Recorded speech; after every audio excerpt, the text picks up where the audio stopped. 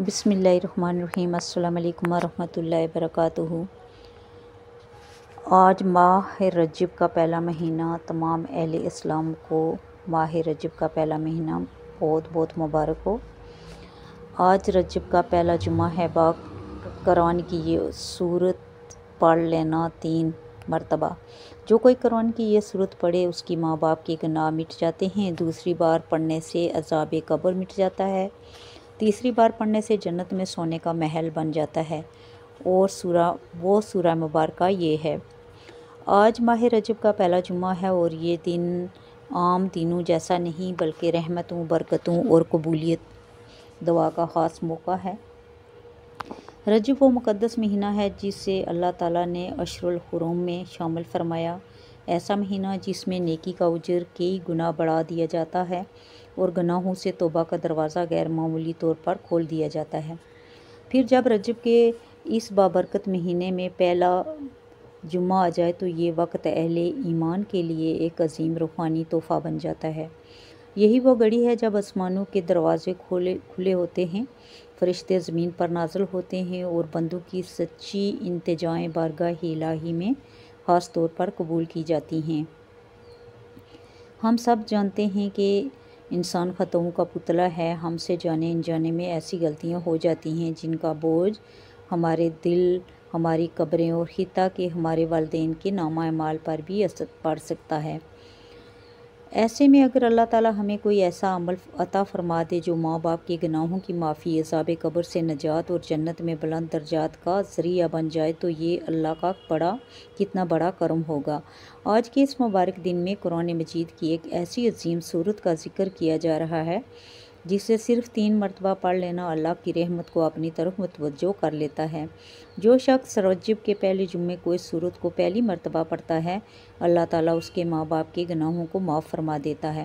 ذرا سوچئے، وہ والدین جنہوں نے ہمیں اس دنیا میں لانے، پالنے اور دعاؤں میں اٹھائے رکھنے میں اپنی زندگانیاں قربان کر دیں، اگر ہمارا ایک عمل سے ان کے گناہ مٹ جائیں تو اس سے بڑی سعادت اور کیا ہو سکتی ہے۔ جب یہی سورت دوسری مرتبہ پڑھی جاتی ہے تو اللہ تعالیٰ اس پڑھنے والے کو عذاب قبر سے محفوظ فرما دیتا ہے۔ قبر کا اندھیرا، تنہائی اور سختی، یہ سب چیزیں ہر انسان کے دل کو ہلا دیتی ہیں، لیکن قرآن کی یہ ایک سورت قبر کو نور سے بھر دیتی ہے، اور جب یہی سورت تیسری مرتبہ پڑھی جاتی ہے تو اللہ تعالیٰ اس بندے کے لیے جنت میں سونے کا محل تعمیر فرما دیتا ہے۔ یہ کوئی معمولی وعدہ نہیں بلکہ اس رب کا وعدہ ہے جس کے خزانے کبھی ختم نہیں ہوتے۔ یہی وجہ ہے کہ اہل علم فرماتے ہیں بعض اوقات اللہ تعالیٰ چھوٹے سے عمل میں بڑی برکت رکھ دیتا ہے، بس شرط یہ ہے کہ نیت خالص ہو، دل عاجز ہو اور یقین کامل ہو۔ رجب کے پہلے جمعہ کو یہ سورت پڑھنا محض الفاظ کا ورد نہیں بلکہ ایمان کی تجدید، والدین کے لیے ایصال ثواب اور اپنی آخرت کو سنوارنے کا ایک سنہری موقع ہے۔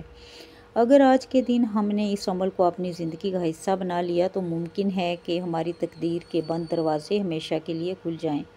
ناظرین، اس بابرکت دن کو غفلت میں نہ گزاریں۔ یہ چند لمحوں کا عمل ہے مگر اس کے نتائج ہمیشہ کے لیے ہیں۔ دل کو اللہ کی طرف متوجہ کریں، اخلاص کے ساتھ قرآن کی اس عظیم سورت کو 3 مرتبہ پڑھیں اور اللہ کی رحمت کے منتظر رہیں، کیونکہ وہ اپنے بندوں کو کبھی خالی ہاتھ نہیں لوٹاتا۔ محترم ناظرین، اسلام دنیا نیکیوں کو قائم کرنے والا اور تمام برائیوں کو مٹانے کے لیے آیا ہے، اور جن نیکیوں کو اسلام نے مضبوطی سے قائم کیا ان میں والدین کے ساتھ حسن سلوکی بھی شامل ہے۔ والدین ہی اولاد کے وجود کا سبب ہوتے ہیں اور انہی کی بدولت اولاد دین، اخلاق اور ہر اچھی خوبی کو سیکھتی ہے۔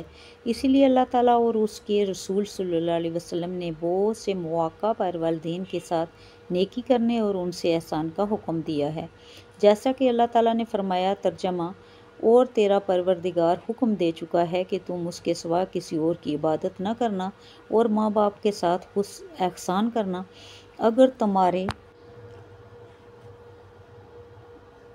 اگر تیری موجودگی میں ان میں سے ایک یا یہ دونوں بڑھاپے کو پہنچ جائیں تو ان کے آگے اف تک نہ کہنا، نہ انہیں ڈانٹ ڈپٹ کرنا بلکہ ان کے ساتھ ادب و احترام سے بات چیت کرنا اور عاجزی اور محبت کے ساتھ ان کے سامنے توضع کا باز و پشت رکھنا اور دعا کرتے رہنا کہ اے میرے پروردگار ان پر ویسا ہی رحم کر جیسا انہوں نے میرے بچپن میں میری پرورش کی۔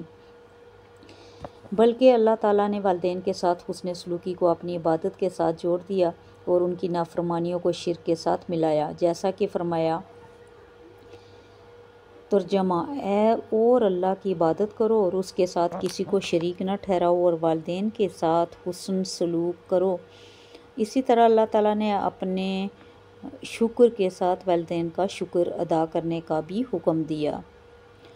ترجمہ کہ میرا شکر ادا کرو اور اپنے والدین کا بھی۔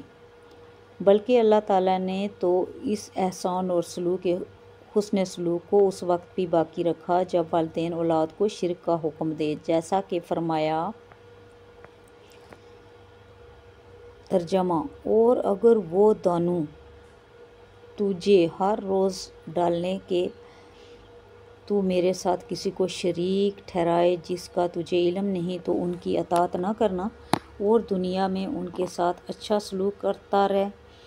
اور جب اللہ تعالیٰ نے سیدنا یحییٰ علیہ السلام کی مدح فرمائی تو فرمایا۔ ترجمہ: اور وہ اپنے والدین کے ساتھ نیکی کرنے والے تھے اور نہ سرکش تھے اور نہ ہی نافرمان۔ امام مسلم نے اپنی صحیح میں حضرت ابو ہریرہ رضی اللہ تعالیٰ عنہ سے روایت نقل کی ہے کہ رسول اللہ صلی اللہ علیہ وسلم نے فرمایا۔ ترجمہ: ذلیل ہو، ذلیل ہو، ذلیل ہو 3 بار فرمایا۔ صحابہ رضی اللہ نے عرض کیا، یا رسول اللہ کون؟ آپ صلی اللہ علیہ وسلم نے فرمایا، جس نے اپنے ماں باپ کو بڑھاپے کی حالت میں پایا اور دونوں یا کسی ایک کو، پھر بھی وہ جنت میں داخل نہ ہو سکا۔ والدین کے ساتھ حسن سلوکی فرض عین ہے۔ یہ ایسی عبادت ہے جس میں کسی کی نیابت قابل قبول نہیں، جیسے کہ علامہ برہان الدین ابن ماجہ بخاری حنفی نے اپنی کتاب صفحہ 386 کتاب العلمیات میں فرمایا۔ والدین کی اطاعت اور ان سے حسن سلوکی ایک خاص فرض ہے، ان میں کوئی کسی کی طرف سے قائم مقام نہیں ہو سکتا، برخلاف ان کی خدمت و دیکھ بھال کے جو کہ فرض کفایہ ہے۔ اسلام نے والدین کی اطاعت کا حکم دیا سوائے اس صورت کے کہ جب وہ اللہ کی نافرمانی کا حکم دیں۔ اللہ تعالیٰ کا ارشاد ہے۔ ترجمہ: اور اگر دونوں تجھ پر زور ڈالیں کہ تو میرے ساتھ کسی کو شریک ٹھہرائے جس کا تجھے علم نہیں تو ان کی اطاعت نہ کرنا اور دنیا میں ان کے ساتھ اچھا سلوک کرتا رہ۔ اللہ تعالیٰ نے والدین کو نافرمانی سے منع فرمایا اور اس کے انجام کو سخت اور ہلاکت خیز قرار دیا، کیونکہ اس کی سزا آخرت سے پہلے دنیا میں ہی مل جاتی ہے۔ چنانچہ حضرت انس بن مالک رضی اللہ عنہ سے روایت ہے کہ نبی کریم صلی اللہ علیہ وسلم نے فرمایا، 2 گناہوں کی سزا دنیا میں جلد ملتی ہے، ظلم اور والدین کی نافرمانی۔ اسے امام حاکم نے مستدرک میں روایت کیا۔ قرآن کریم کی آیات مبارکہ میں جہاں والدین سے حسن سلوک کا حکم دیا گیا ہے، وہاں اس نیکی کو صرف ان کی زندگی تک محدود نہیں کیا گیا بلکہ ان کا دائرہ ان کی وفات کے بعد بھی جاری رہتا ہے۔ لہٰذا اگر کسی کے والدین کی زندگی میں خدمت اور حسن سلوک کا حق ادا نہ ہو سکا تو اسے چاہیے کہ وہ ان کی وفات کے بعد ان کے لیے نیکیوں کا اہتمام کرے۔ حضرت ابو اسد مالک بن ربیعہ اسدی رضی اللہ عنہ روایت کرتے ہیں، ہم نبی کریم صلی اللہ علیہ وسلم کی خدمت میں حاضر تھے کہ نبی بنی سلمہ کا ایک شخص آیا اور عرض کیا، یا رسول اللہ کیا والدین کے انتقال کے بعد بھی ان کے ساتھ حسن سلوکی کا کوئی طریقہ باقی رہتا ہے جس کے ساتھ میں ان سے نیکی کر سکوں؟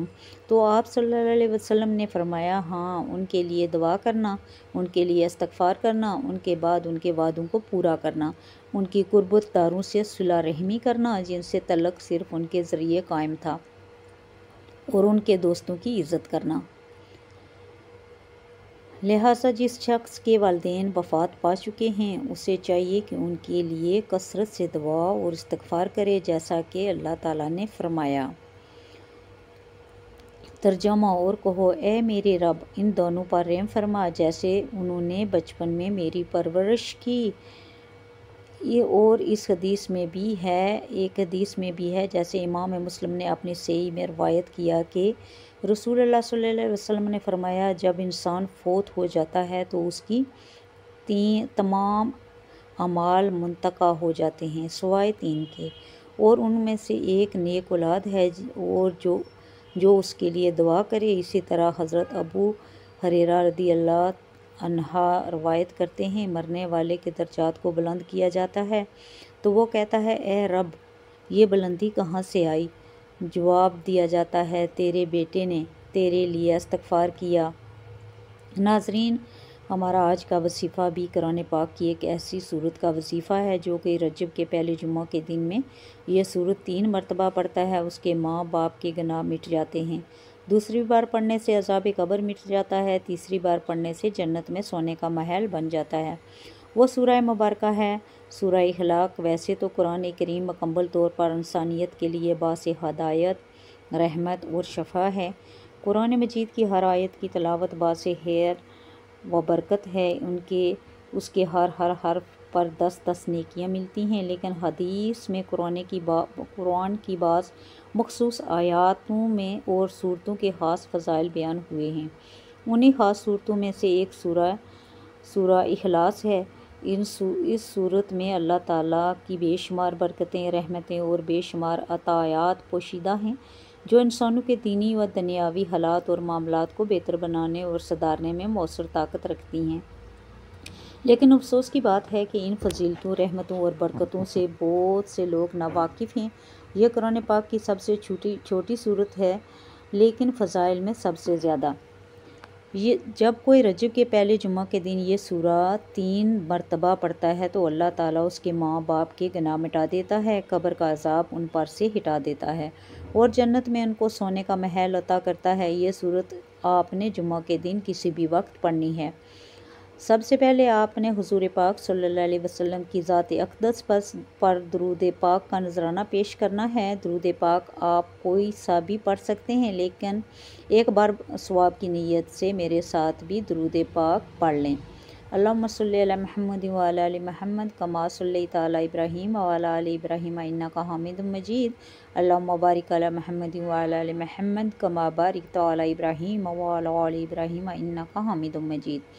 درود پاک پڑھنے کے بعد آپ نے یہ آیت 41 مرتبہ پڑھنا ہے، سبحان ذی الحجرۃ والملائکۃ والقاہریہ والعظیمات۔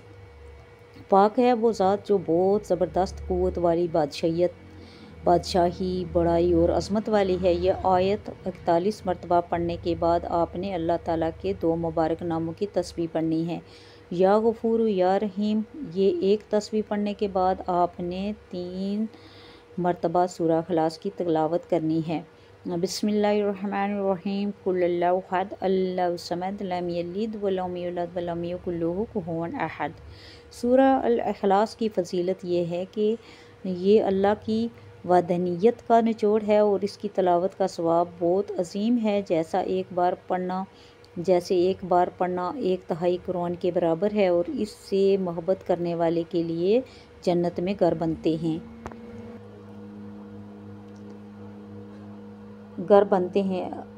اللہ اس سے محبت کرتا ہے اور یہ شیطان کے شر سے بچانے کے لیے بھی مفید ہے، اور روزانہ تلاوت سے گناہ معاف اور رحمت کے دروازے کھلتے ہیں۔ 3 مرتبہ سورہ اخلاص کی تلاوت کرنے کے بعد آپ نے آخر میں پھر دوبارہ درود پاک پڑھنا ہے جو شروع میں پڑھا تھا۔ ناظرین، ماہ رجب اسلامی سال کے ان بابرکت مہینوں میں سے ہے جنہیں اللہ تعالیٰ نے خاص حرمت و فضیلت عطا فرمائی ہے۔ قرآن مجید میں اللہ تعالیٰ ارشاد فرماتا ہے، بے شک مہینوں کی گنتی اللہ کے نزدیک 12 ہے، ان میں سے 4 حرمت والے ہیں۔ سورہ توبہ۔ مفسرین کے مطابق ان 4 مہینوں میں رجب بھی شامل ہے۔ ایک اور مقام پر فرمایا، ان حرمت والے مہینوں میں اپنی جانوں پر ظلم نہ کرو۔ التوبہ میں ہے، جو اس مہینے میں گناہوں سے بچنے اور نیکیوں کی طرف بڑھنے کی خصوصی تاکید رکھتا ہے۔ مزید برآں سورہ الحج آیت 32، سورہ البقرہ آیت 217، سورہ المائدہ آیت 2 اور سورہ الاسراء آیت 1 بھی بالواسطہ طور پر حرمت والے زمانوں اور اس کے نشانیوں کے احترام کی طرف رہنمائی کرتی ہیں۔ حدیث نبویہ صلی اللہ علیہ وسلم میں بھی ماہ رجب کی عظمت کا ذکر ملتا ہے۔ حضور اکرم صلی اللہ علیہ وسلم نے فرمایا، زمانہ گھوم پھر کر اسی حالت میں آ گیا ہے جس پر اللہ نے آسمان و زمین کو پیدا فرمایا۔ سال 12 مہینوں کا ہے، جن میں سے 4 حرمت والے ہیں۔ بخاری مسلم۔ ایک اور حدیث میں آیا کہ حرمت والے مہینوں میں نیکی کا اجر بڑھا دیا جاتا ہے۔ بعض روایت میں رجب کو شہر اللہ کہا گیا ہے، یعنی اللہ کا مہینہ، جس میں عبادت، توبہ اور استغفار کی خصوصی فضیلت بیان کی گئی ہے۔ اگرچہ ان روایات کے اسناد پر اہل علم نے کلام بھی کیا ہے، اس لیے اعتدال لازم ہے۔ اس طرح جمعۃ المبارک کو اسلام میں بھی خاص مقام حاصل ہے۔ قرآن مجید میں اللہ تعالیٰ فرماتے ہیں، اے ایمان والو، جب جمعہ کے دن نماز کے لیے پکارا جائے تو اللہ کے ذکر کی طرف دوڑو اور خرید و فروخت چھوڑ دو۔ پھر فرمایا، اور جب نماز پوری ہو جائے تو زمین میں پھیل جاؤ اور اللہ کا فضل تلاش کرو۔ حدیث میں جمعہ کو تمام دنوں کا سردار قرار دیا گیا ہے، اور یہ بھی فرمایا گیا کہ جمعہ کے دن ایک ایسی گھڑی ہوتی ہے جس میں مانگی گئی دعا رد نہیں کی جاتی۔ اسی دن آدم علیہ السلام کی تحقیق ہوئی اور اسی دن قیامت قائم ہوگی، اور جو اس دن کی عظمت کو مزید واضح کرتا ہے۔ ناظرین، آج رجب کے پہلے جمعے کی اس بابرکت ساعت کو غنیمت جانیے۔ یہ وہ لمحے ہیں جب اللہ تعالیٰ کی رحمتیں خاص طور پر نازل ہوتی ہیں، گناہوں کی بخشش کے دروازے کھلتے ہیں اور دعائیں قبولیت کا لباس پہن لیتی ہیں۔ اگر ہم خلوص دل کے ساتھ اس سورہ مبارکہ کو 3 مرتبہ پڑھ لیں تو یہ صرف الفاظ کی تلاوت نہیں رہتی، بلکہ ماں باپ کے لیے مغفرت، قبر کے اندھیروں سے نجات اور جنت میں دائمی نعمتوں کا سبب بن جاتی ہے۔ آئیں آج یہ عہد کریں کہ اس عظیم موقع کو ضائع نہیں کریں گے، اللہ کے کلام سے اپنے رشتہ مضبوط کریں گے اور اپنے والدین، اپنی آخرت اور اپنی نجات کے لیے اس عمل کو اپنائیں گے۔ اللہ تعالیٰ ہمیں اس سورہ مبارکہ کی برکتیں نصیب فرمائے، ہمارے گناہوں کو معاف کرے، قبر کو جنت کے باغوں میں سے ایک باغ بنا دے اور جنت میں ہمیں وہ مقام عطا فرمائے جس کا اس نے وعدہ کیا ہے۔